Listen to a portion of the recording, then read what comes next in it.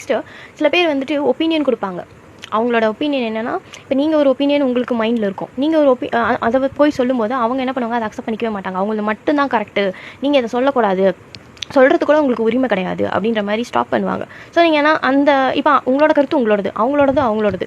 நீங்கள் வந்துட்டு அதெல்லாம் உங்கள் மைண்டில் போட்டுட்டு, ஓகே இவங்க இப்படி சொல்லிட்டாங்க, அப்போ எனக்கு இங்கே வேல்யூ கிடையாதா, அப்போ நான் யார், என்ன அவங்க சொல்கிறதா கரெக்டாக அப்படிலாம் யோசிக்க தேவையில்லை. நீங்கள் வந்து ஏன்னா everybody has their own opinion.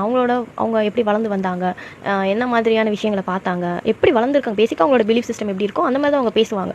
So அதனால் வந்துட்டு நம்ம எல்லாத்தையும் சீரியஸாக மைண்டில் போட்டுட்டு அதை யோசிச்சுக்கிட்டு அதை என்டையர் டே ஸ்பெண்ட் பண்ணிக்கிட்டு டைமை நிறையா கொடுத்துட்டு அப்படிலாம் நீங்கள் வேஸ்ட் பண்ண வேணாம், உங்கள் எனர்ஜியை வேஸ்ட் பண்ண வேணாம். So that's the one point.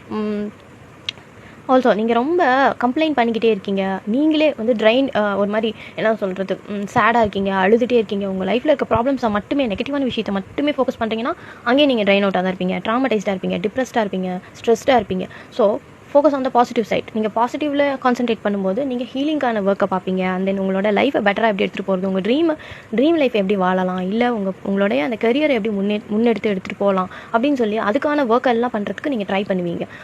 when you see the good in அதாவது நல்ல குட் திங்ஸை மட்டுமே நீங்கள் ஃபோக்கஸ் பண்ணுறப்போ, அதே நீங்கள் நெகட்டிவான விஷயம் பண்ணும்போது நீங்கள் லோ வைப்ரேஷன் போயிடுவீங்க.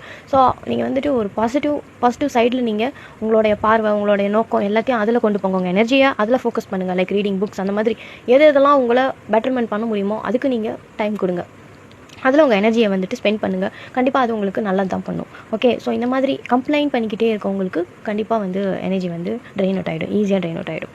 அண்ட் தென் டீப் திங்கிங், எதையுமே ரொம்ப ஓவராக போட்டு குடஞ்சி யோசிச்சுட்டே இருக்கிறது. என்ன ஒரு வார்த்தை அவங்க சொல்லிட்டாங்க, இதை வந்து என்னால் ஏற்றுக்கவே முடியல, ஜீர்ணிக்கவே முடியல, அது எப்படி அவங்க சொல்லலாம், அவங்க வந்து அவங்களுக்கு என்ன உரிமை இருக்குது, என்ன இப்படி சொல்லிட்டாங்கன்னா இப்போ லிட்டரலி அது நீங்களா, அவங்க சொல்லிட்டாங்க, அது உங்களை